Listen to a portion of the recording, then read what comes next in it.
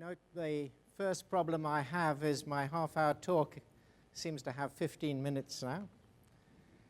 I also was amused this morning to notice that we have a different variety of speakers here. We have Indians, and then we have West Indians, and I'm a third variety. I'm an Anglo-Indian.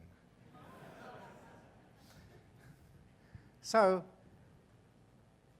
what I'm going to first do is introduce my company and what we do and where we fit in to the Make in India concept and actually what we're doing about it.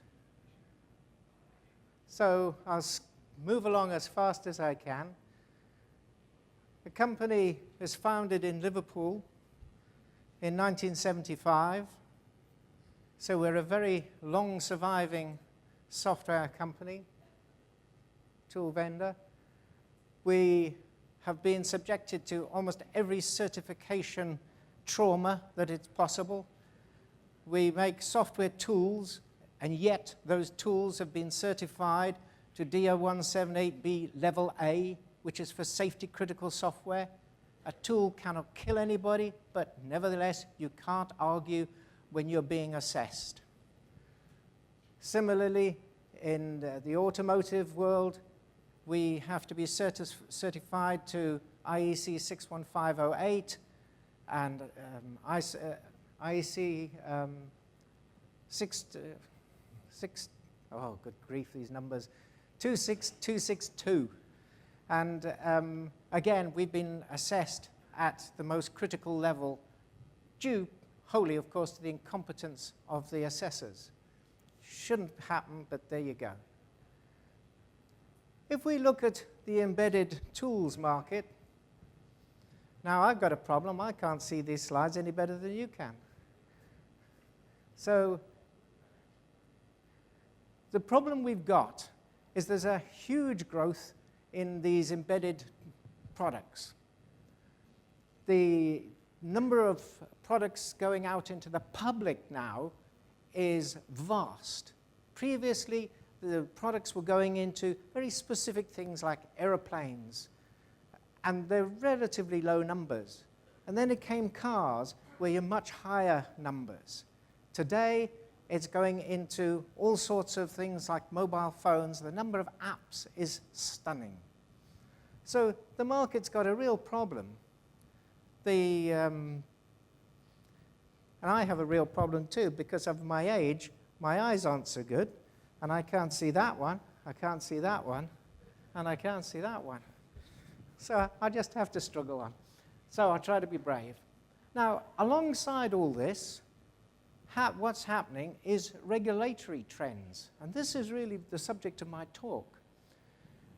Governments are up to here with software which doesn't work. And actually, so are the rest of us. How many of us have been sitting there typing that great document which is going to make us famous, and suddenly it all goes pear-shaped? And you think, what did I do? And you hit the undo button, and it goes worse. So we've all had enough of this. So the regulations are coming in. Security is really the thing which is driving this. So much bad news in security. So these are the issues I'm going to look at. The problem with hardware and software is complexity. Now, hardware has always been complex, and there was a belief at one time that the real trick was to put all the functionality into software because that was real easy. Those days have gone. Hardware and software are just the same today. It makes no difference. You have to go through the same sort of processes. You have the same trials and tribulations. And at the end of it, you've got to satisfy various standards. And I'll come to that.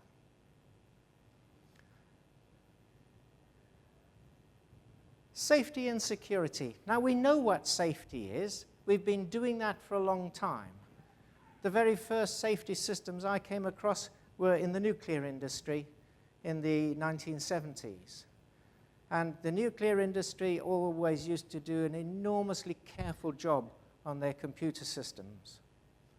Then along came avionics, and the game changed. And of course, the automotive industry is the best of the lot. You can't help laughing at this crash. 8 Ferraris, 3 Mercedes, and a Lamborghini just to put the icing on the cake. Brilliant. And the amazing thing is, not a single person was seriously injured. On the other hand, at the extreme end, you've got the problems of poor Boeing with the 787, where one thing passengers do not want is an open fire on board. And that's what Boeing were getting. And that delayed, well, it's one of the many factors which delayed the aeroplane, but I think it very nearly brought Boeing to their knees. So safety, we know a lot about it. We've done a lot of work on it. We can detect failures and respond. Security, though, is a different game. President Obama has even launched a tirade against this. The Americans, the Department of Homeland Security, have poured millions of dollars into trying to find out how to write secure software. The position we're in today is that we can divide the problems in the software really into 2 categories. There's the technological defects. This is using the language wrongly. This is ignorance of programmers. And essentially, it's the way you build the software. You want to build it right. The second class of defects are application. This is building the right software. The right software for the job you have in mind. There's no excuse for the technological defects. We know a lot about those. We can detect most of them. Application defects, tricky. You've got to know your application area very well. You've got to have the right vision, and you can still get it wrong. So safety critical, we do harm to human beings. Security, we do harm indirectly to human beings. We deprive them of their identity, of their money, of other features of their life. And it's, in the main, it seems to me that the security one is the one most people care about. Chance and risk, people are used to, particularly India. I mean, I think India's calm acceptance of the dangers on the road are stunning. I just need to walk outside to see that. So security is coming in, but these days, security and safety are coming together. And we've had this wonderful example of a Jeep driving along the road and someone on the pavement controlling it, much to the annoyance of the driver. And people are going to find that unacceptable if it gets too big, and it might easily do so. So safety and security are coming together, and security can learn from the mature area of safety. So safety hazards are normally identified, and safety cases are generated. And one thinks a lot about safety before the software or even the hardware is designed. And there are certain things you know you don't want. In the safety world, we have always accepted there shall be no unwanted code in there. The rule is simple. If there's no requirement for the code, then it shouldn't be there, and it has to go. And the avionics standards, for instance, say that. It has to go. If you don't have unwanted code in there, you don't have intrusive code, you don't have malicious code, all those are gone because they don't satisfy the requirements of the particular application. It's most unlikely that your requirements would be to have some malicious software. And in safety, we perform robustness testing. We hammer that software, usually via unit testing techniques. You put inputs in of all extraordinary varieties and make sure that the software copes properly. It either gets the right answers or it does something sensible with the faulty values.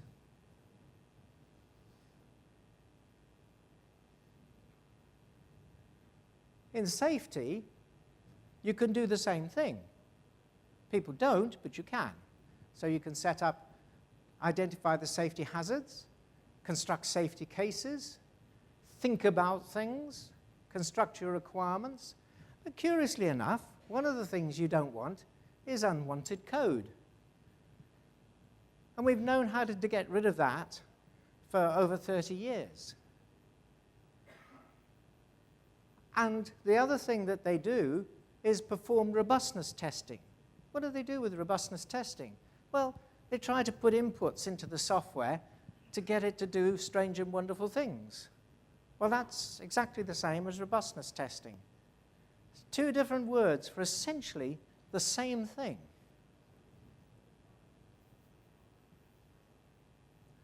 Curiously enough, the biggest difference between the safety world and the security world is that in the security world, nobody cares whether the software does what it's required to do. The emphasis is that it mustn't do some things. The other things that it might be required to do, nobody cares about. So if the software doesn't perform correctly, as long as it does no secondary harm to anybody.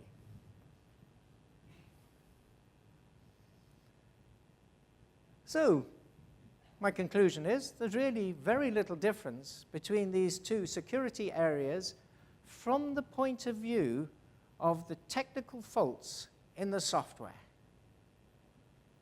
Technical faults, we can get them out of the safety software. We can do the same on the security. Motivations are different, essentials are the same.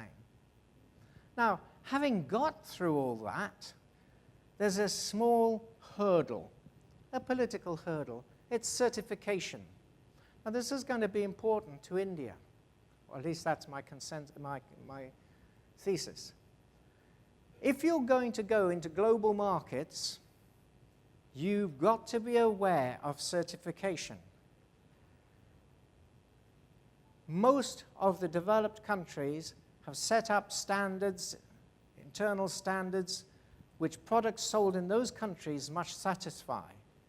It's a belief in Britain, for instance, that you cannot buy a domestic appliance where you would get an electric shock, because there's a mark on the back of the thing which says it satisfies a standard where somebody at least has tried to do it. They've poked screwdrivers in and done all sorts of things to make sure you can't get an electric shock.